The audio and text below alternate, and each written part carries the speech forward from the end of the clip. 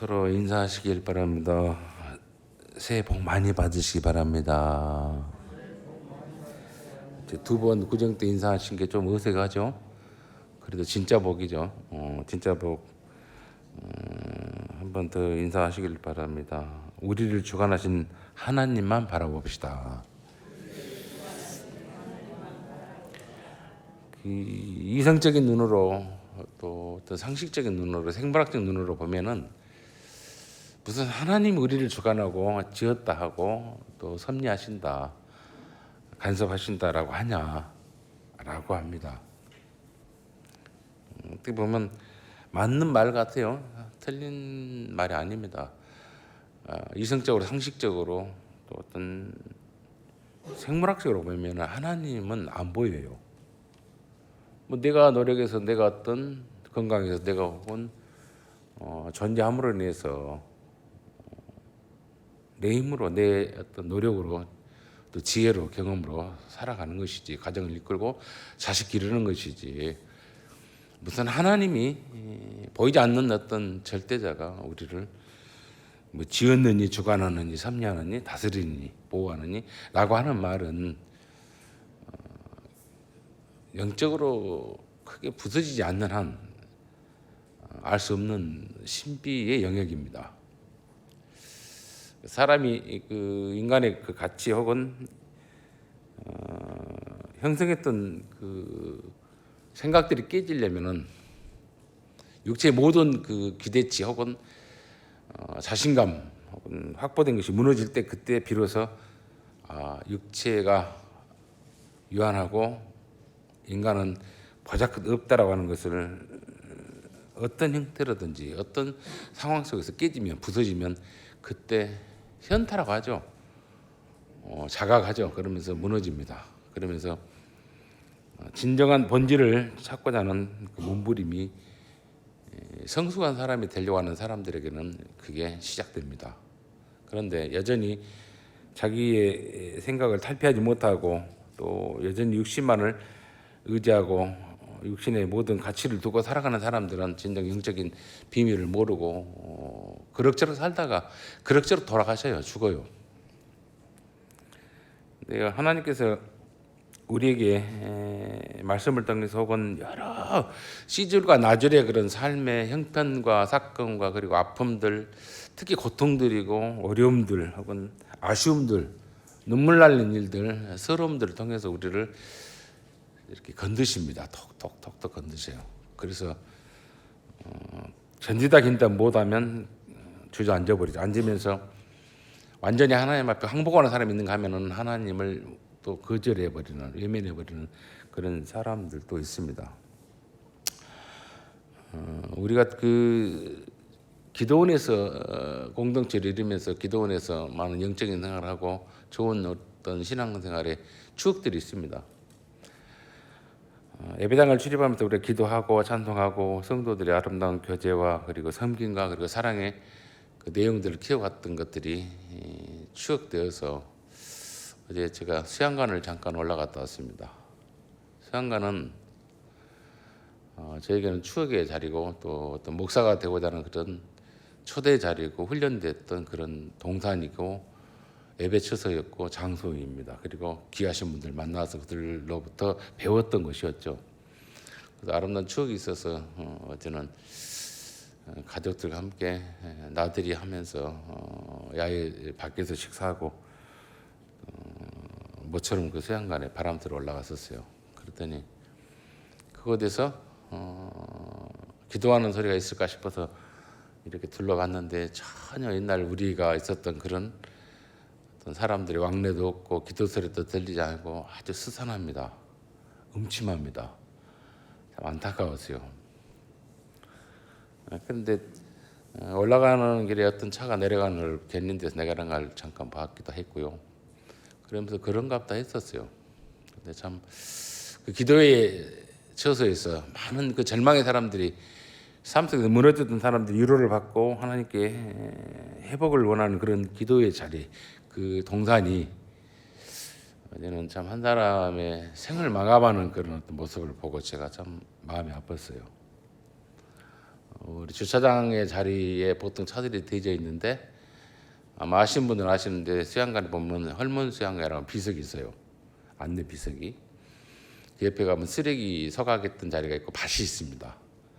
그것은 차를 대지 않는 곳이에요. 보통 차를 대지 않는 곳에 차가 한 대 이틀 정도 세워져 있는 걸 거기 수양관에서 잠시 기관한 선교사님이 보고 주차장에 차가 되지 아니하고 거기에 차가 있다라고 하는 신고를 아래 지서에다 하는데 그 지서에서 올라와서 보니 그게 사람이 얼마나 힘들었는가 차 안에서 번개탄을 피워놓고 생을 떠났다고 하는 그 상황을 들었습니다. 그리고 그 차가 괜히 있는 걸 제가 봤어요.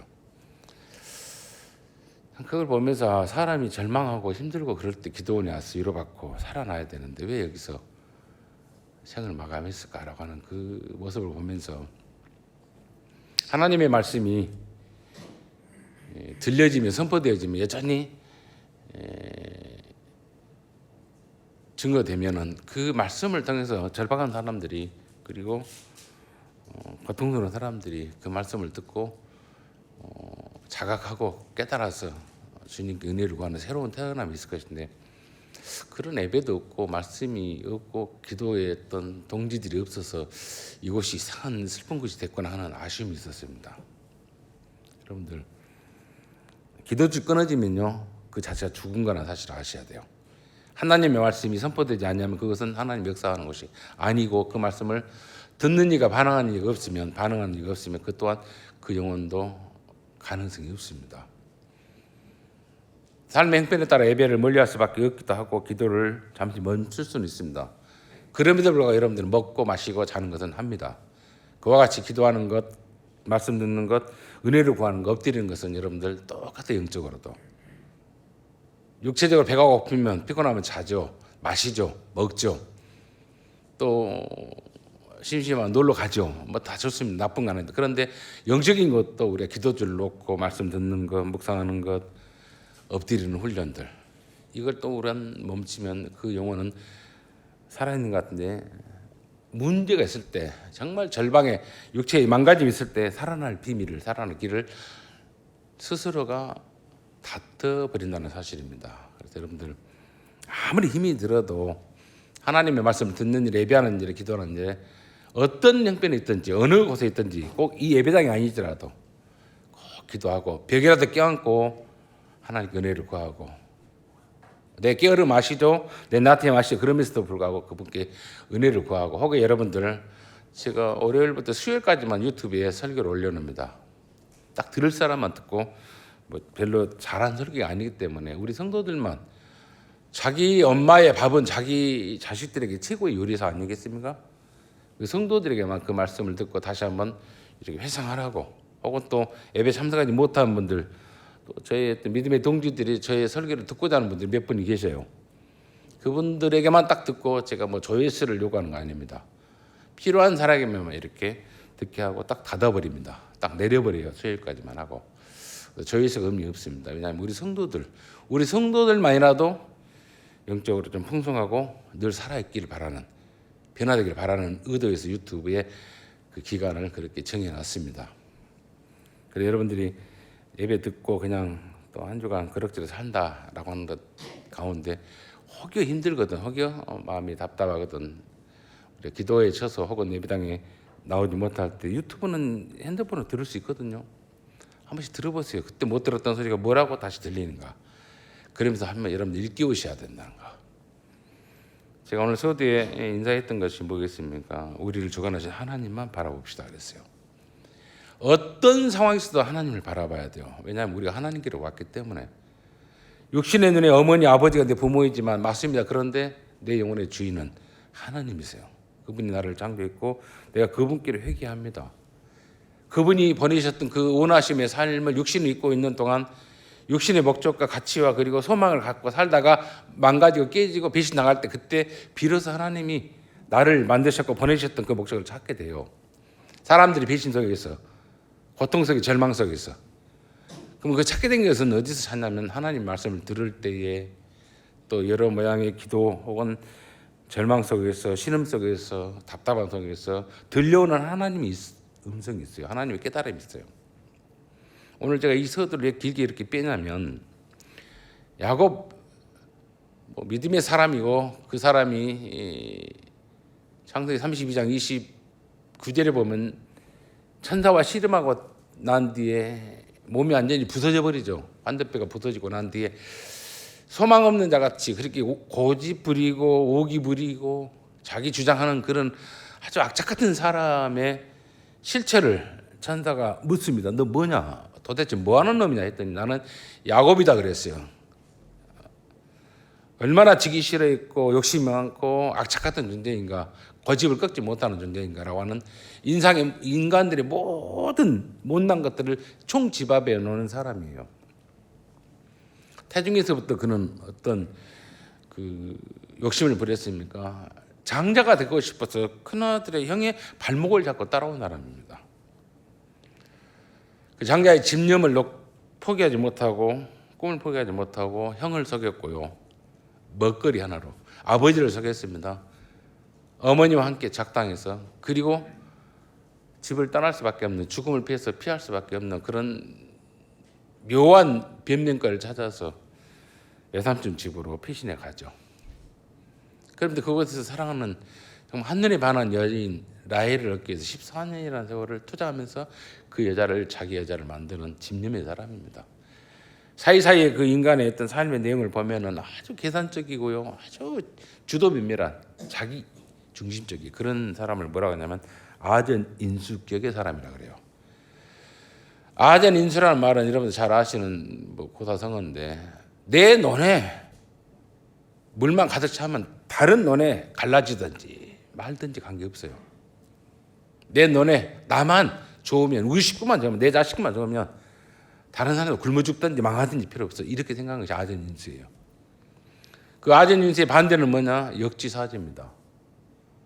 역지사지는 그 고사성어가 형성되는 유래가 있다라면, 중국의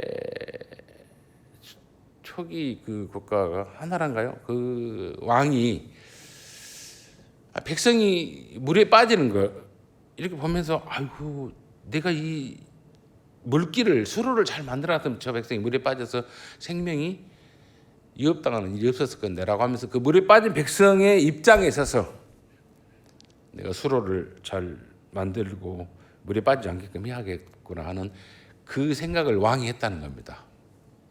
또 한 왕은 가뭄이 극심히 있어서 배가 고파 백성들이 울부짖고 힘들어할 때, 이 백성들이 배고픈 거, 그 힘들어하면 내 탓이다라고 하는 생각을 했다는 거예요. 그래서 나라의 어떤 국정 운영을 그렇게 백성들의 입장에서, 백성들의 배부름과 이 풍만함을 위해서 정치를 했다라고 하는, 거기에서 유래되어서 역지사지라고 하는 사자성어가 생겼다는 유래가 있습니다. 즉 내 입장이 아니라, 아전인수 내 입장이야, 나만 풍요롭고 나만 즐거움이 된다라고 하는 것이 아니라, 배부르면 된다는 게 아니라 상대를, 또 백성을, 어려운 사람을 그 형편에서 생각해 보는 것.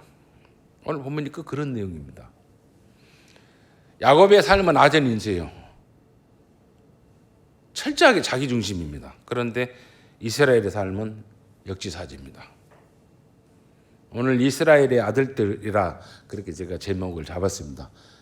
앞의 내용은 42장은 야곱의 아들들의 보고라 그랬습니다. 야곱의 아들들이 곡식을 구하러 갔다 와서 보고하는 것들이 다 아버지 닮아서 거짓말만 해요. 지난 사건들, 민망했던 것들 숨기고 싶으면 다 숨기고 거짓말만 하고 두리뭉실하게 보고했던 그 지 아버지의 모습을 그대로 닮아갔어요. 근데 그 보고 속에 보따리에 돈이 들어있는 걸 보고 야곱이 대노합니다. 너희들이 지금 내게 한 말이 거짓말이구나. 시몬이 지금 안 보이는 것은 너희들이 말한 것처럼 거기에서 대접받고 거기에서 보호받는 것이 아니라 뭔가 알지 못한 그의 생명에 위협이 있는 걸 느끼면서 원망 아닌 원망을 퍼붓습니다. 그게 야곱이 자식들에게 대한 어떤 태도였어요. 그러면서 베냐민은 죽어도 못 내놓는다 그래요. 그리고 한참 2번이나 쌀을 양식을 구할 정도로 오랜 기간이 있음에도 불구하고 쩔쩔 굶고 힘들어하고 있는데도 불구하고 그 아버지는 마음에 요동하지 않습니다. 자기 고집, 자기 집착, 자기 생각이 확 갇혀 있어요. 그런데 더 기근은 심하고 온 가족들은, 자식들은 굶어 죽게 생겼습니다. 오직 그럼에도 불구하고 베냐민은 내놓지 않고 좀 가서 쌀 구해와라, 양식 구해와라. 앞뒤 안 맞는 이야기를 하는 사람이 야곱의 그런 모습이에요. 그게 오늘 43장 1절로 우리가 읽었던, 눈으로 읽었고 저는 낭독했던 내용들의 요지입니다.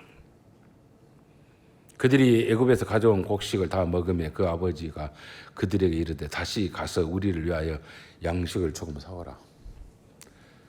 가서 양식 살려면 베냐민을 데리고 가야 되거든요. 못 주겠다 이겁니다.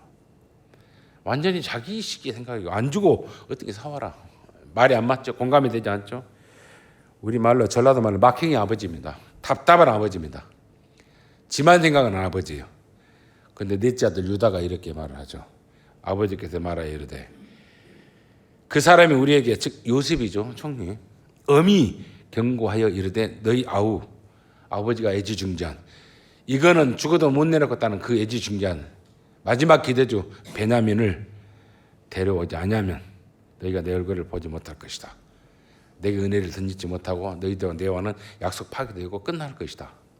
양식도 못 구할 바는 굶어 죽을 것이고 여기 잡혀있는 시므온도 온전히 못할 것이다 라고 하는 무서운 경고를 했다라고 하는 보고를 다시 상기시킵니다.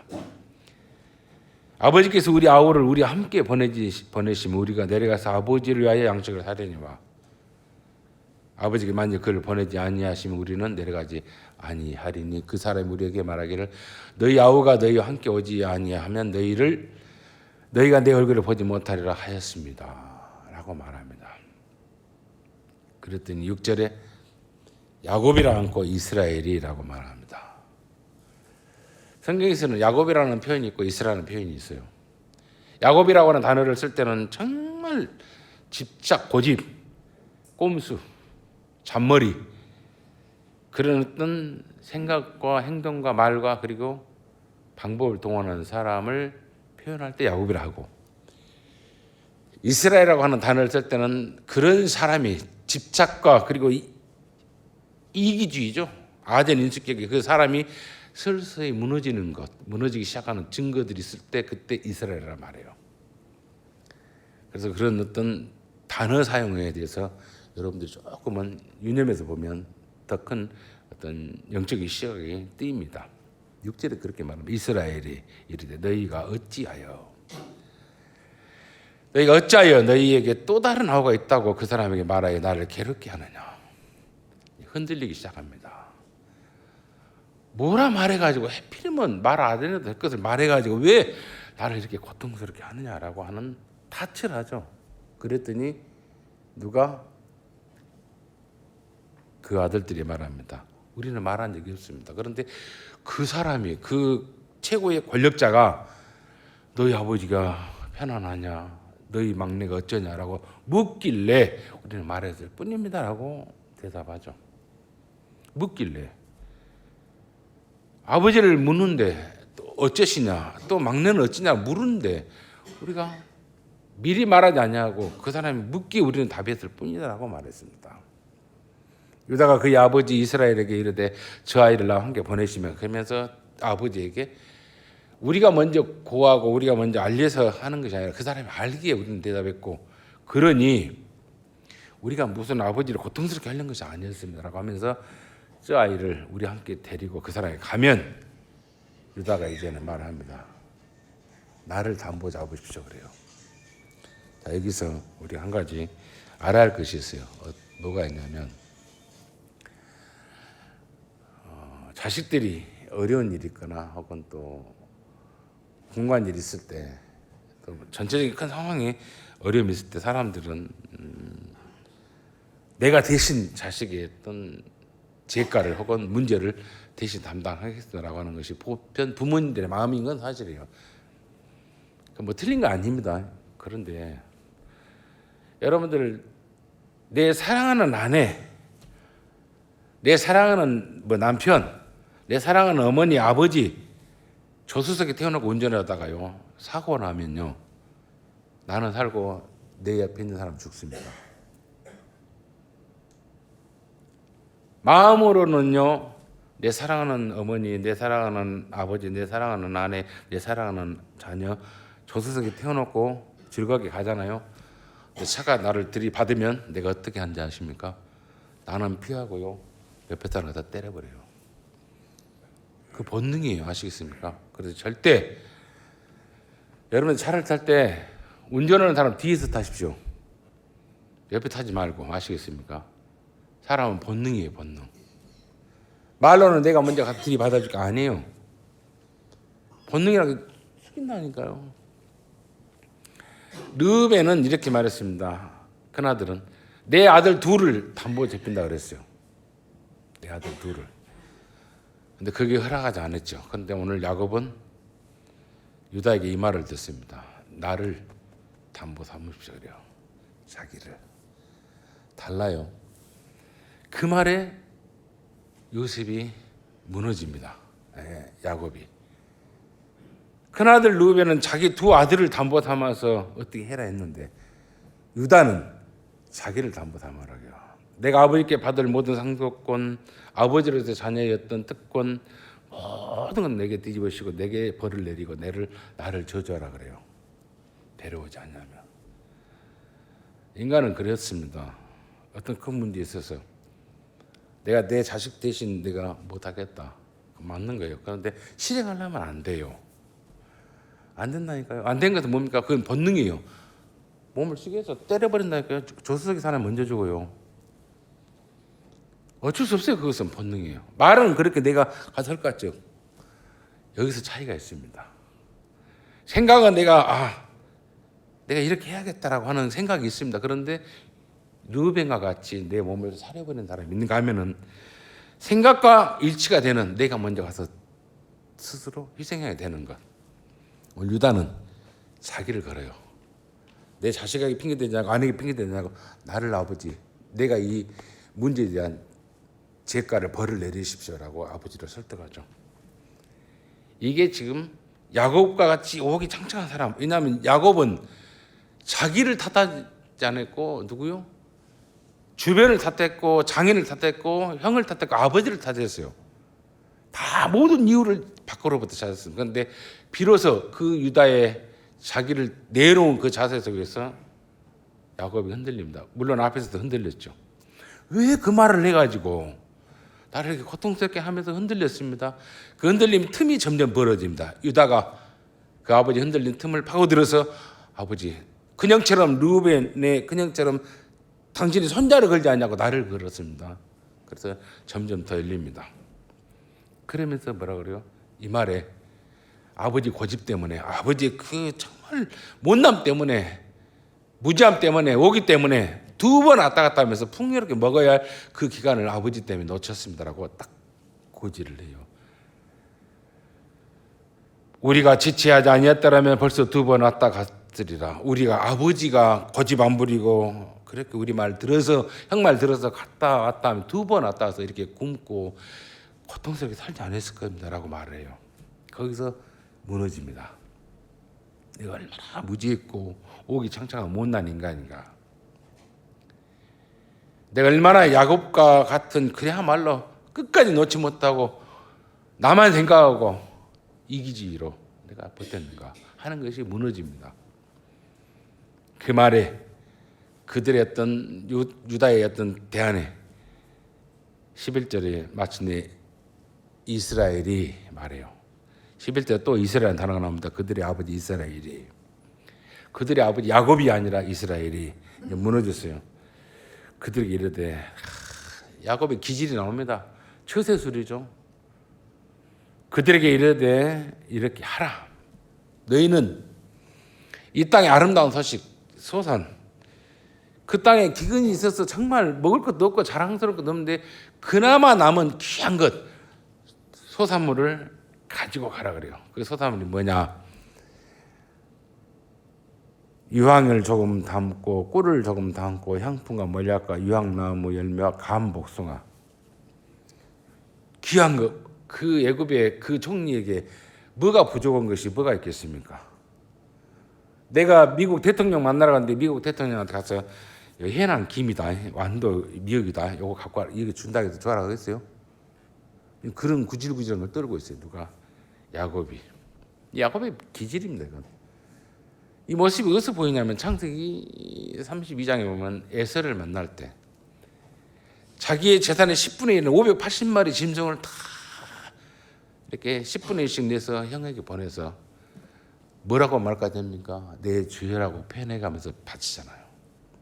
그 꼼수가 여기서 또 나와요. 나쁜 건 아닙니다. 누가 내게 선물 준다면 뭐 내가 싫은 거 있겠습니까? 안 주면 왜 안 주지라고 섭섭해할 수 있지만 선물 주면 좋죠. 그런데 그 방법을 써요 또. 그러면서 주도 면밀하게 말합니다.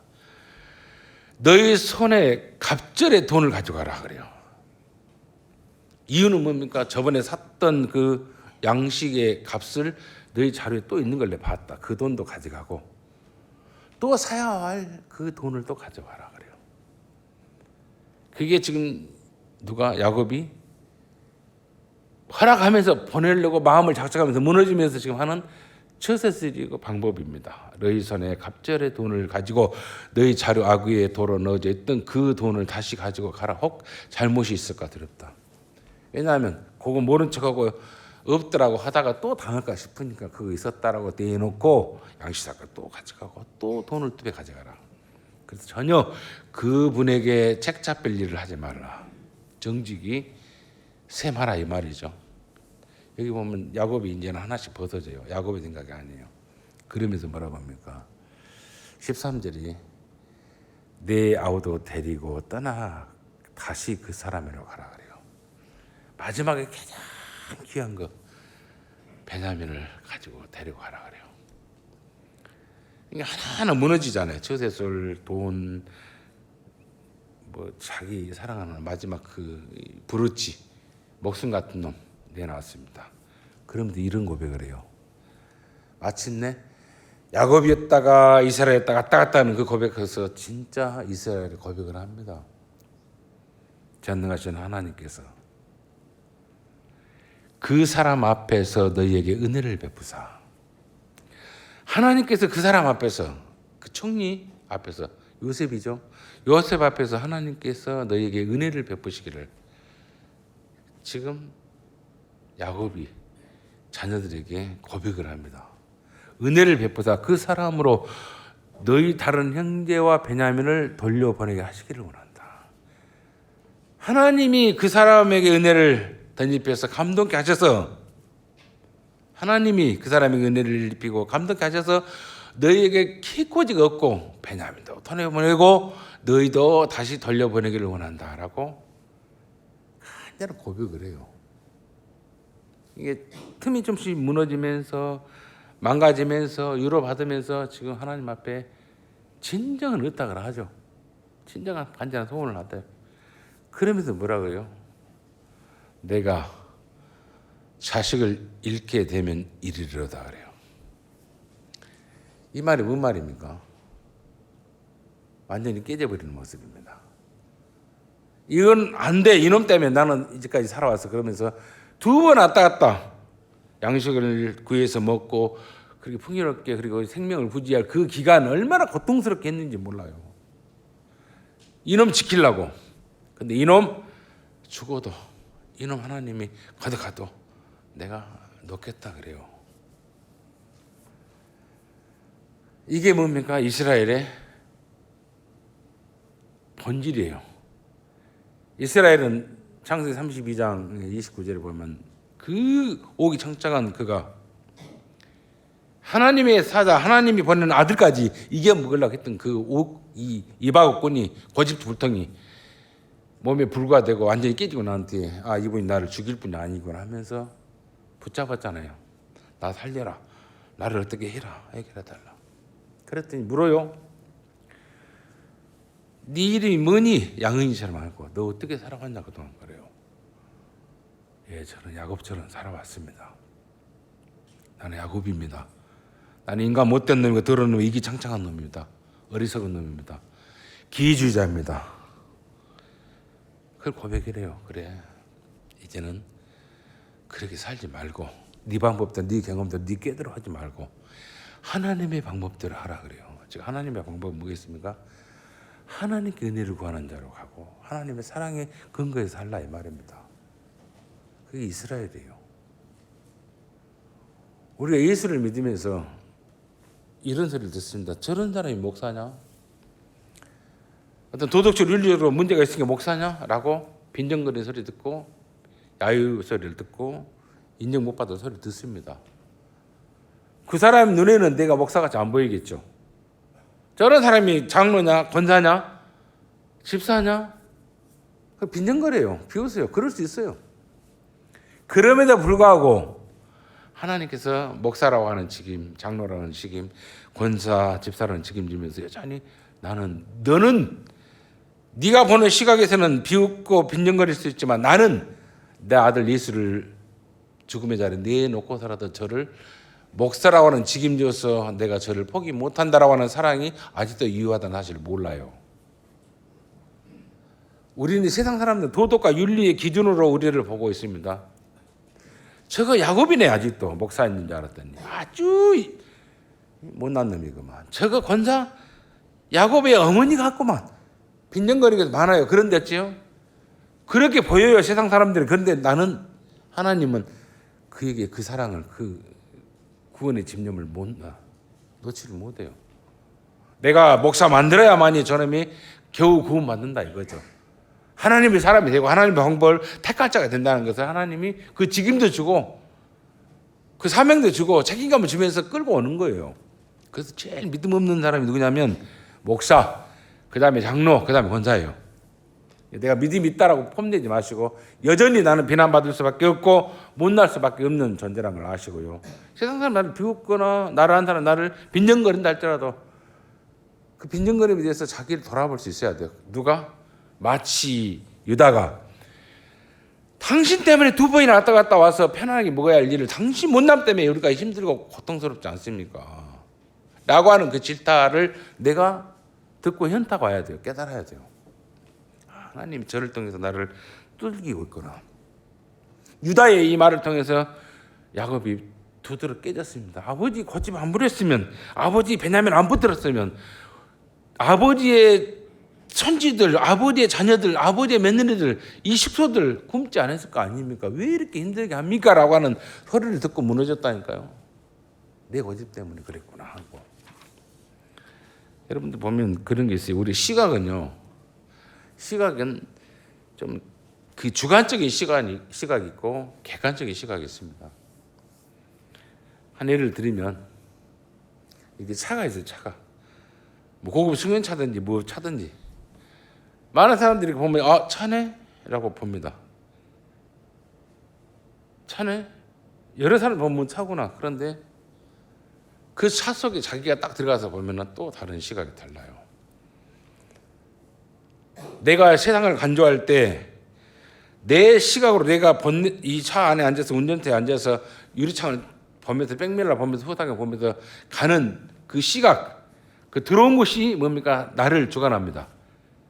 나를 주관해요. 그래서 내가 가고 싶은 곳, 내가 길이든 아니든 내가 판단하는 대로 가죠.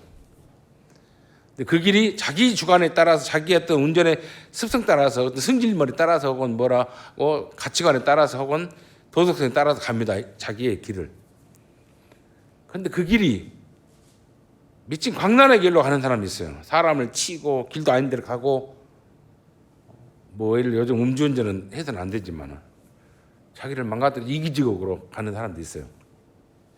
그런 식으로 인생을 사는 주관적인 인생이 있는가 하면은 많은 사람들이 차는 바라볼 때 차는 사람을 죽이거나 사람을 해치거나 사람을 무섭게 하는 무기가 아니라 유익하게 하고 그걸 운송사라서 아주 안전하고 즐겁게 하는 것, 그렇게 인식하는 것으로 눈이 바뀌어야 돼요. 객관적으로. 사람들은 그래요. 우리에게 저 사람이 목사로도 저런다라고 바라본 거 있어요. 그 바라보고 책망하고 그렇게 질책했을 때 내가 얼마만큼 나 속에 내 스스로 나만을 위한 삶으로 나만을 위한 어떤 아전 인식격으로 살아왔는가를 그 사람의 질책, 비난 그리고 소리를 듣고 내가 현타가 눈을 띄어야 돼요. 귀가 열려야 돼요. 하나님이 저 사람 때문에 나를 지금 깨우치고 있구나 하는 걸 알아야 돼요. 유다가 아버지 야곱에게 하는 말이 아버지 고집 때문에 지금 두 번 왔다 갔다 하면서 우리가 이 배고픔을 이 공고함을 면할 것을 아버지 때문에 힘들어 했습니다. 내가 나를 내놓게라고 할 때 그때 우리는 개인의 시각을 벗어나고 눈을 떼야 한다 이 말이에요. 하나님께서는 그런 고집불덩이 아버지 고집불덩이 유다 그 자식들 모두를 통해서 뭉그러뜨려서 가만히 갈아내셔요. 어떻게 갈아내시냐면 자기 자식들에게 부모님들이 자식들의 속을 다 봅니다. 저는 어떤 지금 수준이고 어떤 꼼수 부리고 어떻게 연약한지를 알아요. 누가 부모는 자기가 낳기 때문에. 자기가 낳기 때문에. 그럼에도 불구하고 당하면서도 속아주면서도 민망함을 겪으면서도 섭섭한 데 들으면서도 어찌입니까? 여전히 참으시는 부모님처럼 하나님의 사랑이 야곱과 그 아들들을 이스라엘 백성으로 만들어 가시는 원동력이 하나님의 사랑입니다. 그래서 그 사랑은 뭐 끼리끼리가 아니라 사랑은 고린도전서 13장에 이렇게 표현하죠. 사랑은 뭐라고요? 깽가리 소리 아니에요. 자랑은 아닙니다. 사랑은 딱 하나입니다. 오래 참는 거라 그래요. 사랑은 오래 참는 거예요. 내가 난 자식이요 내게 속 다 보였어요. 나를 민망하게 해줬어요. 나를 참말로 공관자리에 빠뜨렸습니다. 그럼에도 불구하고 이해하려고 하는 것이 뭡니까? 부모님이에요. 잘해서 자랑스러워서 남들에게 낯내놓는 그런 어떤 위치에 있어서 내가 사랑했고 사랑받는다 이게 아니고요. 온갖 못난 짓을 자식들이 해요. 그런데 그걸 다 보고 당하고 견디고 기다리고 참아내고 하는 것이 부모님의 사랑이겠잖아. 하나님의 사랑이 그렇다는 겁니다. 하나님의 사랑이 그래요. 그 사랑이 뭡니까? 오래 참는 거라 그럽니다. 오래 참는다는 말이 뭐예요? 다른 말 아니에요. 고통을 당하면서 배신을 당하면서 기다리는 것을 오래 참는다 그래요. 소금을 당하면서 답답해갖고 지금 진전되지 못하는 걸 보면서 오래 참는 거, 기다리는 거, 그걸 뭐라 그래요? 사랑이라 그래요. 우리 부모님들이 자식들을 그렇게 당하면서 기다리면서 이해하려고 하면서 그렇게 기다려주는 그걸 사랑이라 그래요. 다른 거 아닙니다. 그게 사랑이에요. 사랑하니까 우리가 남자가 뭐 여자 보고 어머 저렇게 이쁜 여자하고 어떻게 결혼한 사람 얼마나 좋을까? 그게 사랑 아니에요. 그 사랑이라고 생각하는 착각인데 그건 사랑이 아닙니다. 그냥 져주는 거예요. 당해주는 거예요. 환장하고 미치는 겁니다. 그런데 어찌입니까? 이해하려고 자세를 바꾸지 않아요. 후회하지 않아요. 그게 사랑이라니까요. 하나님 우리를 창조하고 우리를 만드셔서 그래요. 야곱같이 그렇게 못난 짓 그렇고 있음에도 불구하고 32장 29절에 이제는 내 방법대로 살아라고 그렇게 말했음에도 불구하고 여전히 또 꼼수 쓰는 그를 계속 기다려주고 있습니다. 오기 부리고 있는 것을 기다려주고 있습니다. 그렇게 민망한 일이 있는 걸 보면서 기다려주고 있습니다. 그러면서 허물어뜨려요. 하나님은 단번에 우리를 야곱에서 이스라엘 만든 자세 아니야. 부단히 궁굴립니다. 주변을 만들어서 자식과 이웃과 여러 상경들을 통해 우리를 만들어요. 그래서 마침내 뭐예요? 이스라엘이라고는 하나님의 방법대로 살아가는 사람, 하나님의 오래 참음으로 기다림으로 당함으로 이해로 살아가는 사람을 만들어 가시요. 그것이 우리에게 주시는 구원의 복이에요. 예수를 믿었더니 못된 짓 했는데 불구하고 큰 거부가 되고 큰 관직이 있었다 그건 아니에요. 그런 걸 약속하지 않습니다.